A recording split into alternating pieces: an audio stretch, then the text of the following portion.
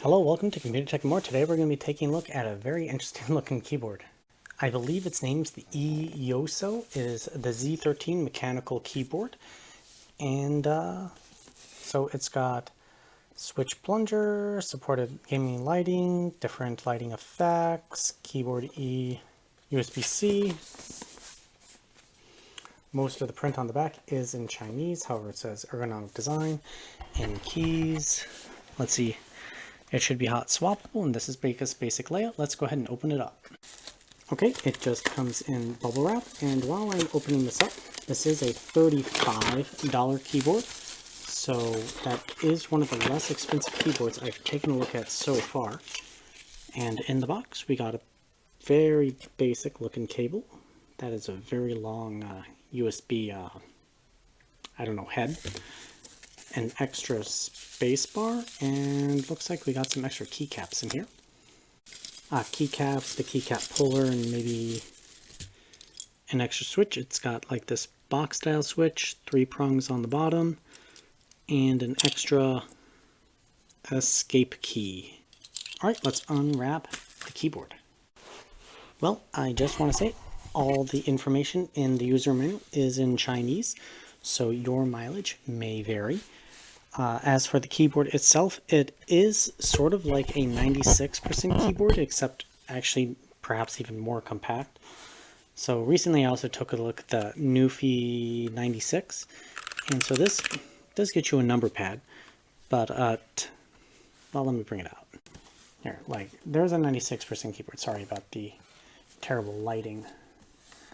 And so your arrow pad is shifted under, so it's like a 10 keyless, and instead of the 10 keyless controls, you get the number pad.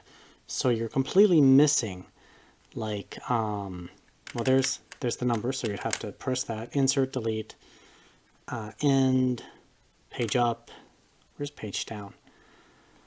Page up, page down. So it's all kind of integrated into this. Print screen is shifted over there.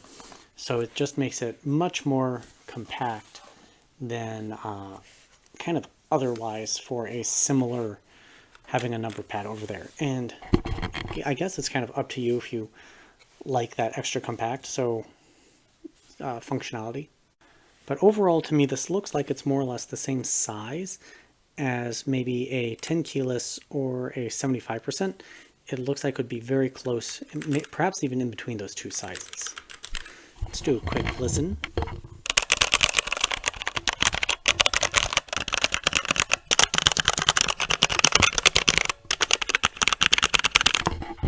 So by my ears, this sounds very hollow, but also at $35, it certainly, I mean, you're getting what you're paying for, so it's got this very hollow tray on it, where it's got a very big step onto the inside. The top is, well, I think that's plastic. Rigidity on the case is very good. It's very stiff. That's always good to see. On the bottom, the rubber pads are adequate. You get 2 steps. It's got a little bit of an angle to it, not too much, but overall, very, I don't know, I'm gonna call it interesting. I guess they just give you the other one so you can upgrade its appearance. Pull a keycap off. There we go. So these are hot swappable. The box is actually calling them switch pluggable, but effectively the same as hot swappable. I'm not sure if it doesn't really feel designed to pop them off, so you'd need your own switch puller. These are browns, I believe. Yeah, sorry, I just had to take a quick look at the box. They are a brown switch. I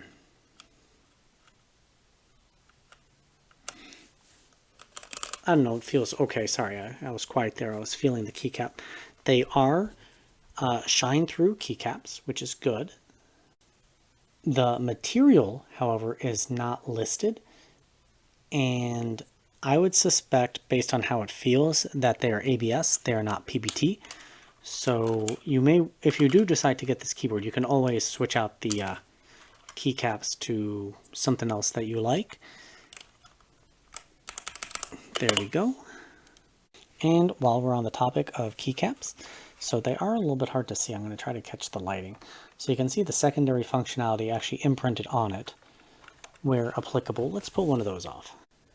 So it's got the secondary print on there, and I'll be curious to see when we get it plugged in if that part will be shined through or not. Based on how hard it is to read just sitting here under the lighting, I would certainly hope that it is shined through, but something tells me it isn't. But again, you get this. It is nice to have the secondary prints on there. Oh my gosh, I'm out of focus. It is nice having the secondary prints on there. So I'm looking forward to actually plugging this in and taking a look at it. Speaking of which, let's go ahead and do that. I'm sorry, before we move on, I did find the switch puller. It's just in the bottom. This is a very, very cheap feeling. I could probably permanently depress it if I squeeze too hard on it, just so you're aware. All right, I'm getting ready to do the typing test. I did look up the switch. They are listed as tactile browns, but no other product information is given. And I don't know if I said it, PBT keycaps, just in case I got that wrong before, as listed on Amazon website. As always with the typing test, my microphone is going to be pointed at the keyboard so you get to hear what it sounds like. My camera is more or less in front of the screen, so it makes it a little bit hard to read. I'm dyslexic, so you have to deal with that. I'm not a particularly fast typer as a result. So let's get into it.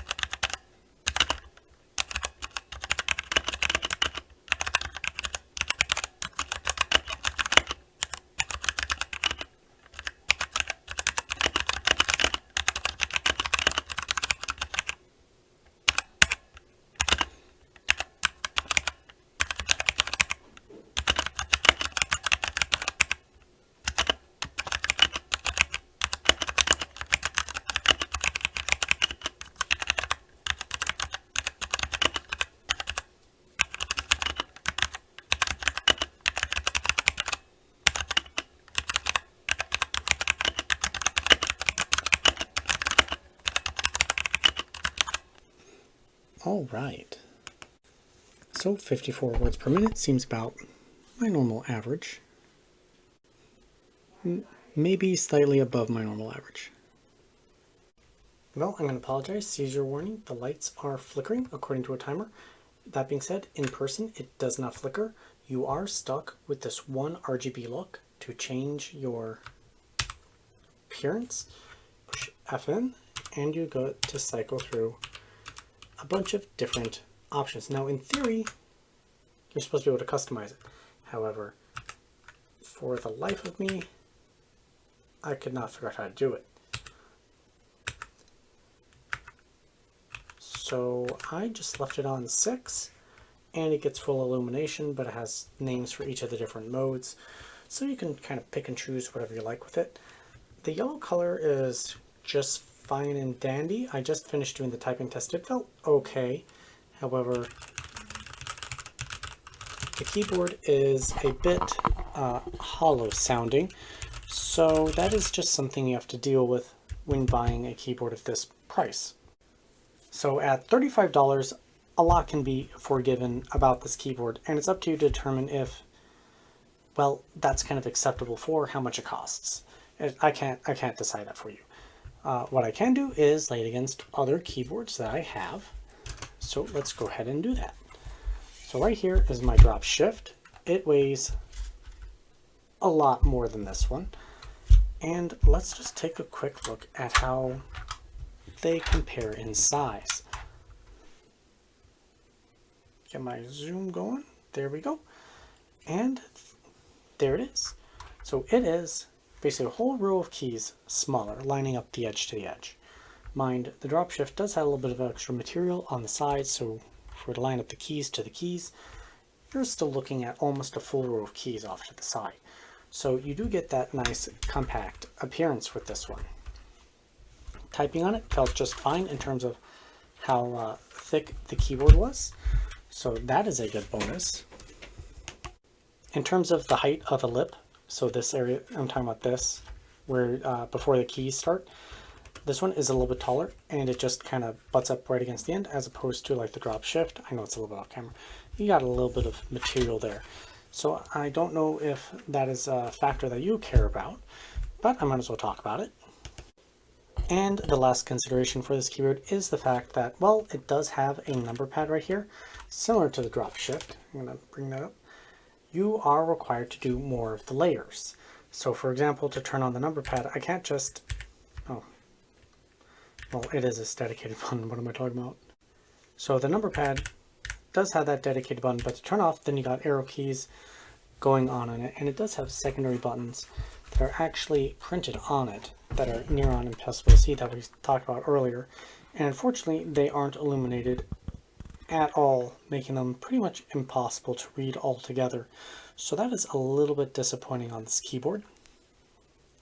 So for example, to just get to print screen, you have to use Fn and hit P, which is fine. That is a default within Windows, but you're required to use the secondary functions pretty much altogether just to use a lot of the features on this keyboard, like plus, minus, divide, multiply is in a layer rather than having a dedicated button.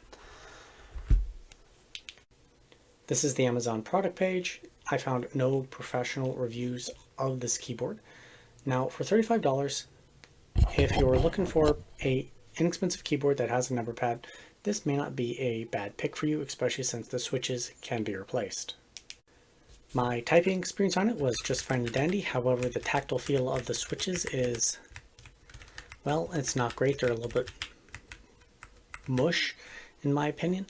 So it's a good starter board, I guess, if you like the layout. The layout may be a little bit polarizing. Personally, after getting my hands on it, I don't really like it that much. But to each their own, and that's why there's a design for everybody. So if you like it, I hope you enjoy this keyboard. You are stuck with the one color backlight, this yellowish color. So if you really like it, it's perfect. If you don't, well, I'm going to just say move on. Thank you for watching my review of the E-Yooso Z mechanical keyboard. I've got other keyboard reviews coming up, so I hope you check them out. Please subscribe for more content, check out my Patreon page, and I'll see you next time here on Computer Tech and More.